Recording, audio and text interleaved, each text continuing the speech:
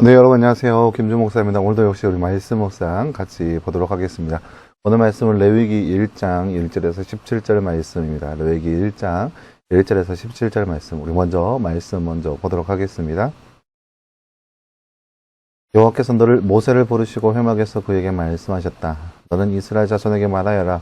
너희 가운데 누구든지 여호와께 예물을 드리려거든 가축 곧 소들이나 양들 중에서 너희 예물을 드려라.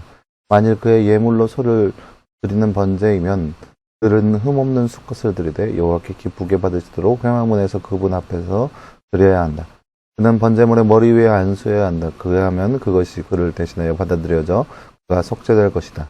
그가 여호와 앞에서 그 수송아지를 잡고 아론의 자손 제사장들은 그 피를 가져다가 회막문 앞 제단 주위에 그 피를 뿌릴 것이며 번제물의 가죽을 벗기고 그것을 조각으로 자르고 아론의 자손 제사장들은 제단 위에 불을 피우고 그 불을 위에 나무를 벌려 놓을 것이며 그 조각낸 고기와 머리와 기름을 제단 불 위에 있는 나무 위에 벌려 놓아야 한다. 그는 그 내장과 정강이를 물로 씻어야 하며 제사장은 그 모두를 제단 위에서 번제로 불살라 드릴 것이니 이는 화제 곧 여호와께 향기로운 냄새이다. 만일 그 예물이 가축 곧 양들이나 염소들을 드리는 번제이면 흠없는 수컷으로 드려야 하며 그가 북쪽 제단 옆 여호와 앞에서 그것을 잡아야 하고 아론의 자손 제사장들은 그 피를 제단 주위에 뿌려야 한다.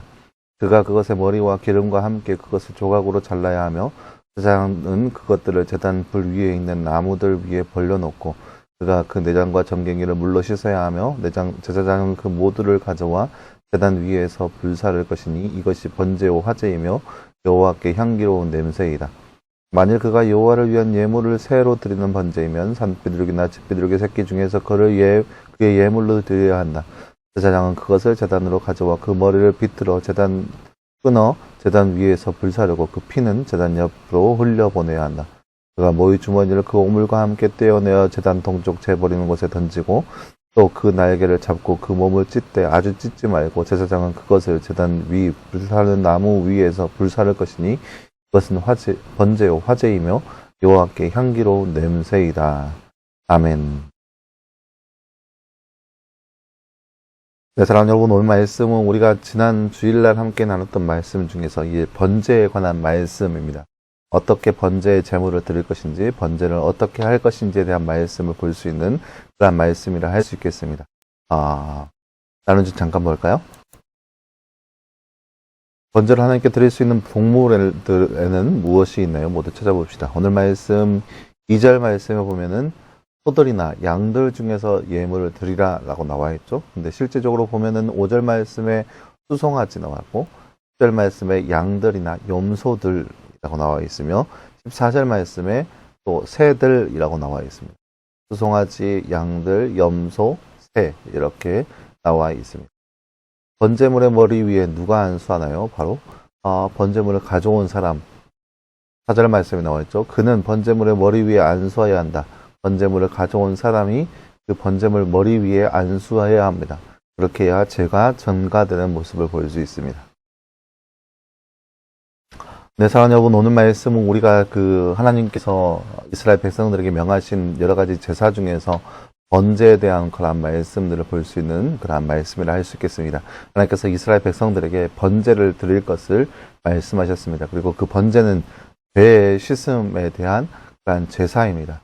사람이 누구든지 자신의 집에서 길리운 그 번제물을 가지고 와서 가축을 가지고 와서 제단 여호와 회막 앞에서 그것을 잡고 피를 뿌리면 제단 위에 그 모든 것들을 불태워야 합니다. 그러면 그것은 화제이니 여호와께 아름다운 향기이다 라고 나와 있습니다. 하나님께서 받으셨다라는 것이죠.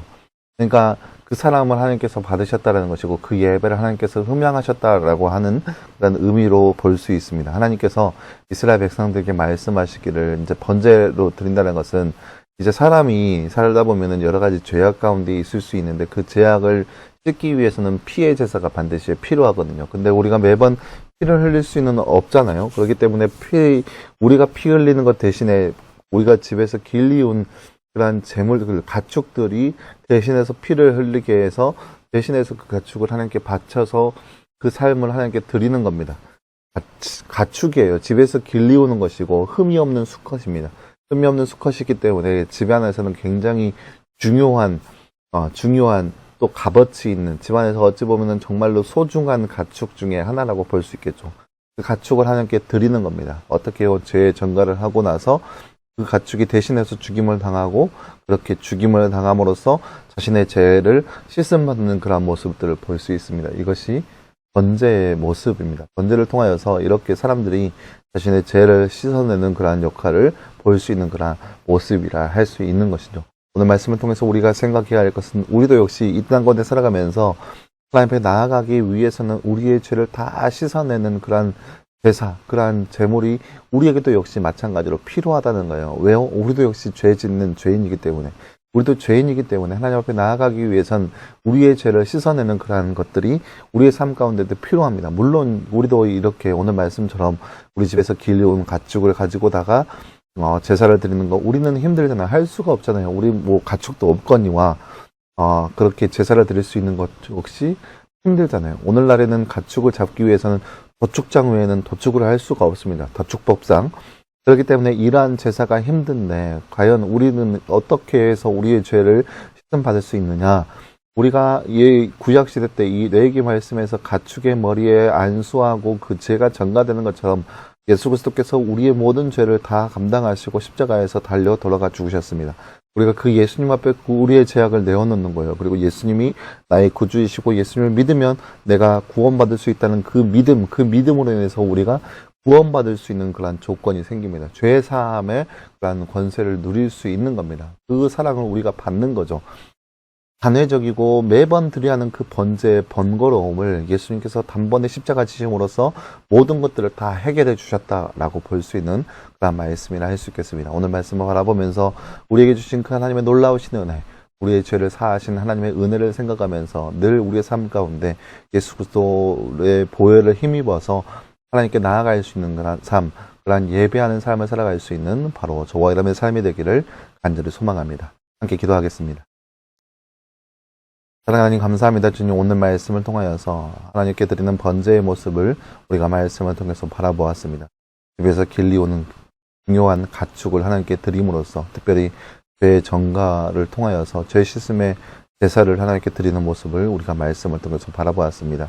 이 땅 가운데 살아가고 있는 우리의 삶 가운데도 예수 그리스도를 온전히 의지함으로 통하여서 우리의 죄악을 모두 다 예수님 앞에 내어놓고 주님 앞에 거룩하고 순결된 모습으로 나올 수 있는 우리의 삶 될 수 있도록 주께서 늘 우리의 삶 가운데 함께하여 주시옵소서. 모든 말씀 감사드리며 살아계신 예수님의 이름으로 기도하였습니다. 아멘. 네, 사랑하는 여러분 감사합니다. 오늘 하루도 늘 말씀 안에서 승리할 수 있는 저와 여러분 되기를 간절히 소망합니다. 수고했고요. 내일도 역시 우리 말씀 묵상으로 함께 찾아보도록 하겠습니다. 여러분 수고했습니다.